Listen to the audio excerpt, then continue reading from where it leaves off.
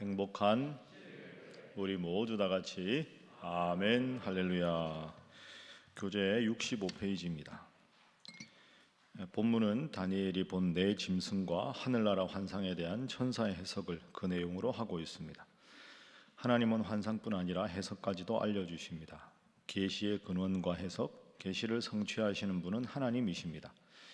이것은 세상의 모든 것이 하나님의 손에서 움직이고 있음을 알려주는 것이라 할 수 있습니다.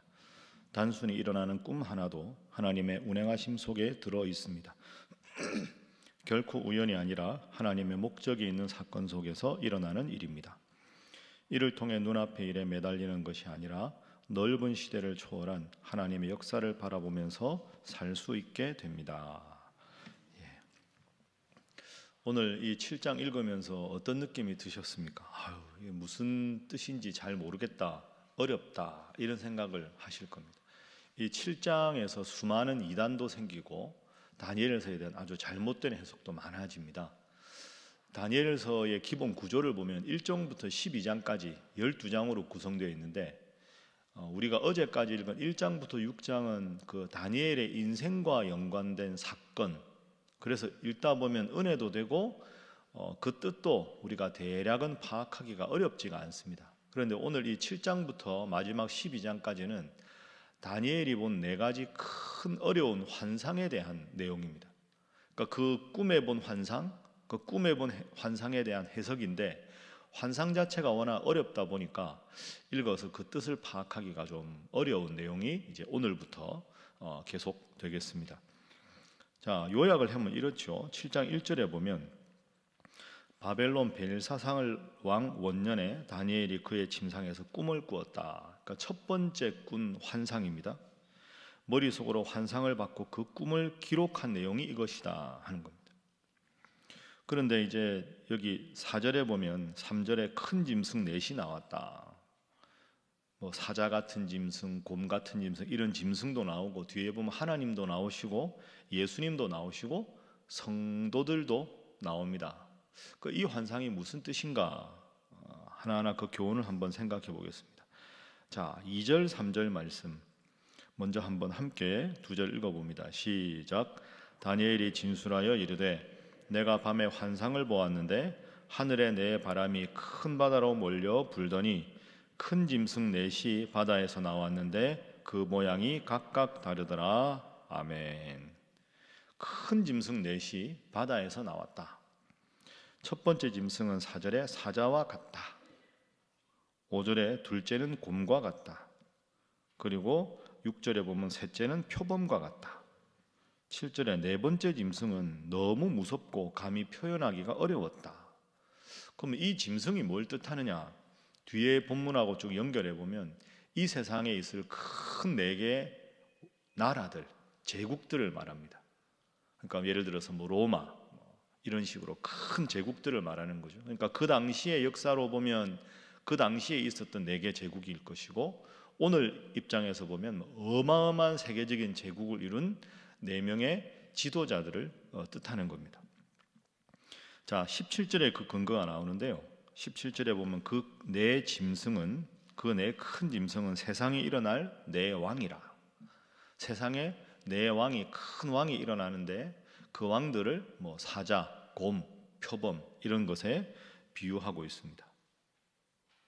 그런데 여기서 중요한 한 가지는 넷이라는 숫자를 한번 주목해 보십시오. 넷.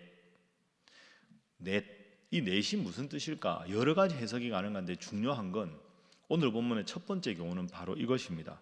세상의 권력자의 힘은 강하나 유한하다 하는 겁니다. 이게 오늘 본문의 첫 번째 교훈입니다. 세상의 권력자의 힘은 강하나 유한하다.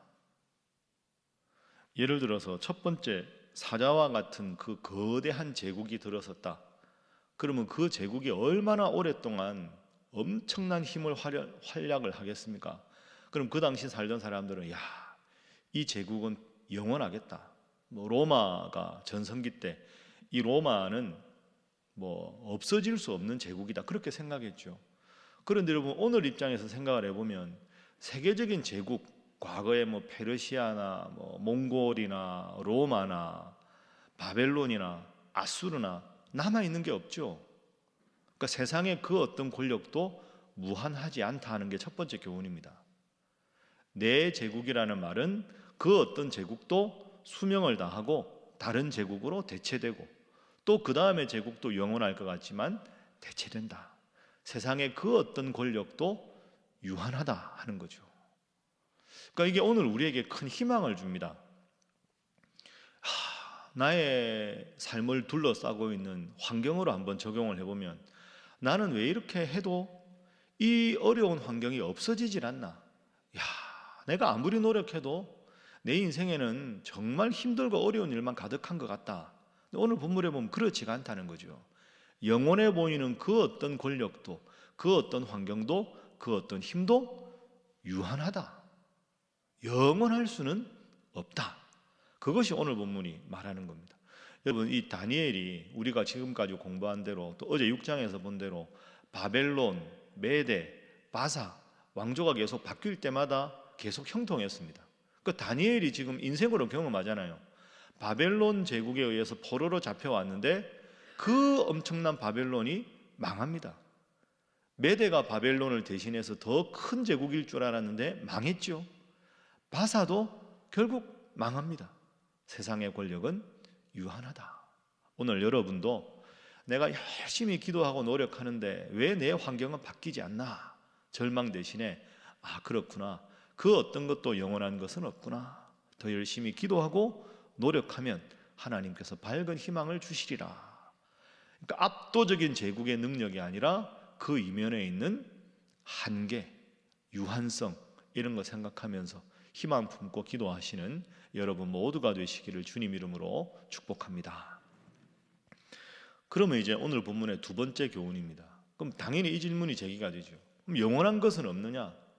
영원한 통치자는 없느냐? 영원한 제국의 주인은 없느냐? 그 질문에 대한 대답이 오늘 두 번째 교훈입니다. 두 번째 교훈은 하나님께서 온 우주의 통치자가 되신다 하는 것입니다. 그 어떤 제국이 흥망성쇠를 반복해도 그 모든 역사를 전체적으로 주관하시는 분은 하나님이시다. 하나님이 온 우주의 영원한 통치자시다 하는 것이죠. 자, 오늘 본문 말씀에 이제 8절까지 네 짐승이 나옵니다. 9절 보십시오. 9절. 내가 보니 왕좌가 놓이고 네 짐승이 나왔는데 왕좌가 또 나옵니다. 옛적부터 항상 계시니가 좌정하셨다. 누굴까요? 하나님을 말하는. 옛날부터 항상 계시니 이 말은 영원한 제국의 통치자. 눈에 보이는 명멸하는 세계사가 아니라 그 이후에 그 이면의 영원한 우주의 통치자는 옛적부터 항상 계신 하나님이시다. 그의 옷은 희기가 눈 같고 그의 머리털은 깨끗한 양의 털 같고 그의 보좌는 불꽃이요 그 바퀴는 타오르는 불이며 불이 강처럼 흘러 그의 앞에서 나오며 그를 섬기는 자는 천천히요 그 앞에서 모셔 선 자는 만만이며 심판을 베푸는데 책들이 펴 놓였더라. 하나님의 보좌를 말하는 겁니다. 하나님은 감히 우리가 인간의 모습으로 형상화할 수 없죠. 그래서 9절에 그의 옷은 희기가 눈이다 이런 게 아니라 눈으로 표현할 수 없는 하나님의 옷이니까 눈 같다. 하나님의 머리털은 양의 털 같다. 도저히 인간의 언어로 형용할 수 없으니까 이렇게 표현합니다. 자, 그러면 하나님이 9절이라면 8절까지 표현된 네 짐승은 어떻게 되느냐? 11절 보십시오. 자, 11절, 12절 두 절 말씀 읽습니다. 시작.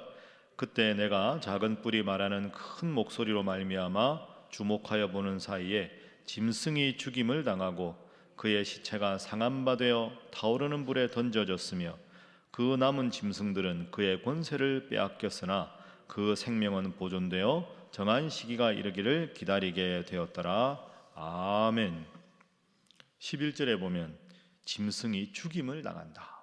하나님이 이 모든 제국의 흥망성쇠를 주관하신다.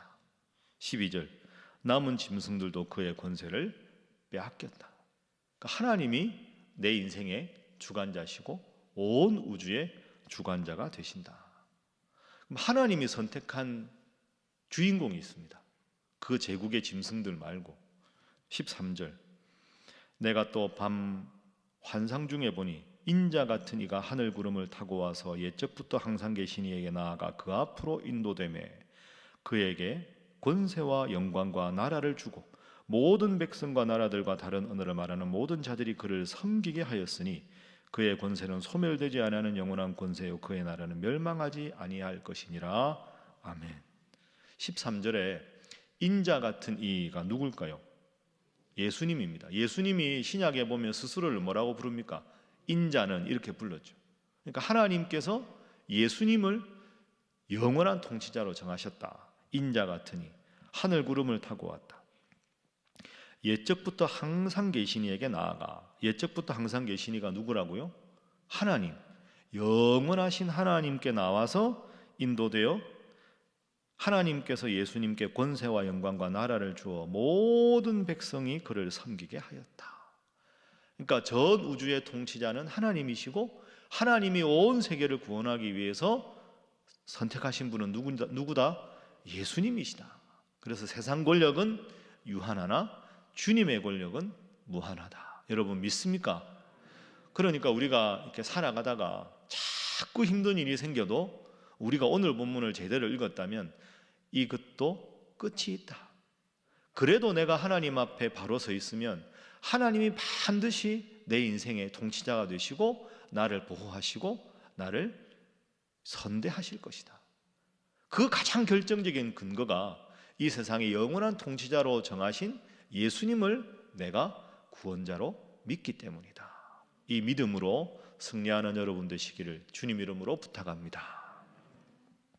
자, 그래서 마지막 세 번째 교훈은 하나님은 반드시 성도들을 보호하신다 하는 것입니다. 하나님을 믿고 예수님을 구원자로 믿는 성도들을 항상 보호하신다. 자, 그 내용이 후반부에 나옵니다. 자, 19절에 보면 짐승에 대한 내용이 나오죠. 아까 17절 우리가 읽었는데 그 내 큰 짐승은 세상에 일어날 내 왕이라. 이 짐승에게는 뿔이 있습니다. 뿔. 그런데 어떻게 되느냐? 21절. 내가 본 적 이 뿔이, 짐승의 그 뿔이 성도들과 더불어 하나님을 믿고 예수님을 구원자로 믿는 성도들과 더불어 싸워 그들에게 이겼다. 그 뿔이 이겼다. 세상의 권력, 우상 숭배하라고 하는 자들의 짐승의 권력이 이겼다. 그런데 22절. 옛적부터 항상 계시니 누구라고요? 하나님. 하나님이 와서 지극히 높으신 의 성도들 외에 원한을 풀어주셨다. 때가 이름에 성도들이 나라를 얻었다. 성도들이 나라를 얻었다. 나라의 주인은 짐승이었는데 하나님께서 그의 성도들을 보호하셔서 하나님의 나라의 주인이 되게 하셨다. 27절, 26절부터 보면 그러나 심판이 시작되면 그는 열뿔 가진 짐승은 권세를 빼앗기고 완전히 멸망할 것이요 나라와 권세와 온 천하 나라들의 위세가 지극히 높으신 이의 거룩한 백성 누굽니까? 성도들, 우리들에게 붙임바 되리니 하나님의 나라는 영원한 나라라. 모든 권세 있는 자들이 다 그를 섬기며 복종하리라. 아멘. 이게 이제 오늘 본문의 주된 교훈입니다. 그래서 이제 오늘 본문에 제가 앞서 말씀드린 대로 막 수많은 다양한 학설이 있습니다. 여기서 열뿔이 뭘까? 열뿔 짐승이. 그래서 여기서 열뿔 짐승은 EU를 뜻한다. 그래서 유럽 공동체가 10개 나라로 통합이 될 것이고 그 EU의 전체의 우리로 말하면 지도자, 대통령에 해당되는 사람이 적그리스도가 된다. 그래서 EU의 열뿔 짐승에 대표하고 그래도 기독교 국가가 미국이니까 전 세계 제3차 아마겟돈 전쟁은 중동에서 EU의 수장과 그리고 미국의 대통령이랑 엄청난 싸움을 벌여서 이긴다. 이런 식으로 막 해석하기도 하고 그 다음에 또 이 25절에 한때와 두때와 반때를 지낸다. 한때와 두때와 반때가 뭐냐? 이게 요한계시록에 7년 대환란에 전 천년설, 후 천년설, 그다음에 7년 대환란이니까 한때, 두때, 반때 더하면 3년 반이잖아요. 그러니까 7년 대환란에 전, 후다 이렇게 해서 엄청난 복잡한 해석이 나오는데 결론은 거기에 괴념치 마십시오. 자꾸 그런 거 집중하다 보면 더 영적으로 혼란해집니다. 제가 오늘 본문의 가장 중요한 교훈을 짚어드렸습니다. 내 짐승이 어느 제국이냐 그걸 아는 게 중요한 게 아닙니다. 제국은 망한다. 그 어떤 세상의 권력도 유한하다. 무한한 권력은 하나님이 통치하신다. 하나님이 선택한 유일한 제국의 지도자는 예수님이다. 그 예수님을 믿는 자들은 그 어느 때고 하나님께서 지켜주신다. 여러분 믿습니까? 이게 오늘 본문의 교훈입니다. 그러니까 오늘 본문은 무섭고 두려운 것 같지만 해피엔딩입니다. 내가 믿음 위에 바로 서 있으면 주님은 반드시 나를 지켜주신다. 지금 아무리 힘들고 어려운 것 같아도 그래도 내가 주님 믿는 믿음만 지키고 있으면 주님은 나의 보호자가 되신다. 여러분 이 귀한 교훈 꼭 기억하시고 코로나 위드 코로나가 되고 앞으로 비욘드 코로나가 되고 아무리 환경이 바뀌고 어떻게 대처하는 것도 중요하지만 제일 중요한 건 뭡니까? 그래도 나는 하나님을 믿는다. 그래도 내가 예수님을 구원자로 믿는다. 이 믿음 변치 않으면 그 어떤 환경의 변화에도 불구하고 주님은 나와 함께 하신다. 이 믿음으로 변치 않는 믿음 가지시고 승리하는 우리 새벽에 온 성도들 되시기를 주님 이름으로 축복합니다. 기도하겠습니다. 하나님, 내 주위를 감싸고 있는 절망적인 환경도 그 어떤 어려움도 유한하던 것이라는 것을 깨달았습니다. 유한한 환경 때문에 절망치 않게 하시고 무한한 우주의 통치자, 내 환경의 통치자이신 하나님 믿고 하나님께서 이 세상 모든 왕국을 멸하시고 친히 세상의 왕으로 선택하신 예수님을 내 구원자로 믿는 믿음만 있으면 주님 나를 지키신다 하셨으니 주님 이 믿음 잘 간직하며 믿음 생활하게 하여 주시옵소서.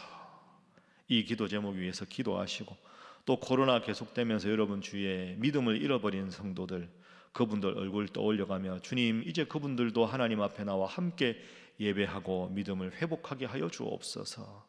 이 일을 위하여 우리로 하여금 그들을 위해 기도하고 권면하여 함께 신앙생활 잘하게 하여 주옵소서. 기도하시고 이제 어제부터 위드 코로나가 시작되었다고 하지만 또 확진자가 많아지고 여러 가지 어려운 일이 있습니다. 하나님, 그러나 우리 신일교회가 믿는 믿음의 반석 위에 바로 서게 하시고 하나님께서 우리 목사님들, 장로님들 붙잡아 주셔서 당회가 이 모든 흐름 속에서 중심을 잡고 하나하나 회복하는 지혜롭고 겸손한 우리 모든 당회원들 되게 하여 주옵소서. 그렇게 기도하시고 특별히 마지막으로 이번 주일 오후 예배 시간에 우리 장로 임직과 그리고 항존직 은퇴 예식이 있습니다.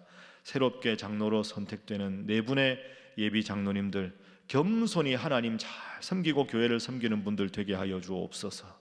평생 수고하신 항존직 은퇴자들도 은퇴하였으나 더욱더 이제는 기도하는 기도의 용사들 되게 하여 주옵소서. 다 함께 주님 앞에 기도하겠습니다. 주여 믿습니다. 주여 믿습니다.